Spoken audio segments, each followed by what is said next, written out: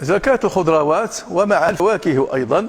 المعروف عن فقهاء بصفة عامة على اختلاف مذاهبهم أنهم اختلفوا، فمنهم من أوجب فيها الزكاة أي زكاة الحرث، ومنهم من لم يوجبها إنما أوجب فيها زكاة التجارة، يعني من كانت عنده خضر وفواكه يعني إلى آخره وهو فلاح كبير في هذه المسألة هذه، فإنه عندما يبيع يزكي يعني ثمن هذه المنتوجات. وهناك من قال بوجوب زكاة الحرث فيها، أي العشر إن كان يسقي بماء السماء، ونصف العشر إن كان يسقي من عنده بتكلفته. المذهب المالكي فيه الخلاف نفسه.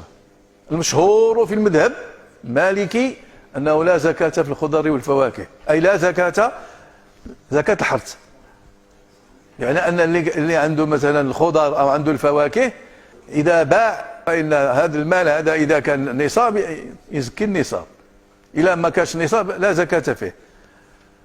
لكن هناك من ذهب إلى أنها تزكى زكاة الحرث، هذا المالكية، لا المتقدمون ولا المتأخرون.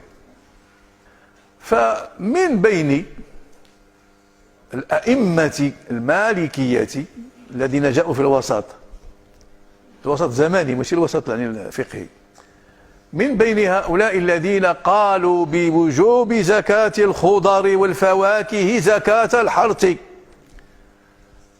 القاضي أبو بكر بن العربي الإشبيلي، ورجح مذهب أبي حنيفة، قال أما أبو حنيفة فقد جعل الآية مرآته فأبصر الحق، أي فأبصر بها الحق. ويقصد بالآية قول الله تعالى يا أيها الذين آمنوا أنفقوا من طيبات ما كسبتم ومما أخرجنا لكم من الأرض، هذه تفيد العموم، ومما أخرجنا لكم من الأرض تفيد العموم. ويؤكد هذا العموم قول النبي صلى الله عليه وسلم فيما سقت السماء العشر. فابن العربي رجح أن الخضر والفواكه تزكى زكاة الحرث. وهناك من المشايخ على اختلاف العصور كانوا يرجحون هذا القول، وأنا أدركت شيوخا في القرويين من بينهم الشيخ محمد بن عبد الله العلامة المعروف، كان يرجح قول ابن العربي ويدافع عنه ويعلله بتعليلات، لأن الرجل كان عالما ومجتهدا ومفتيا وكان فلاحا كبيرا أيضا، عنده الفلاحة يعني بالهكتارات.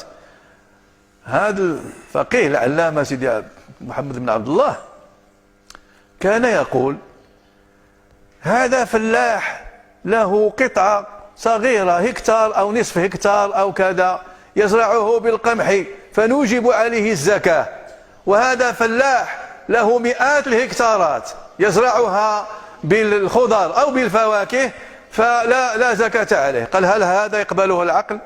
والشريعة جاءت لتعقل، لأننا لا نطبق شيئا لا نعقله ولا نفهمه.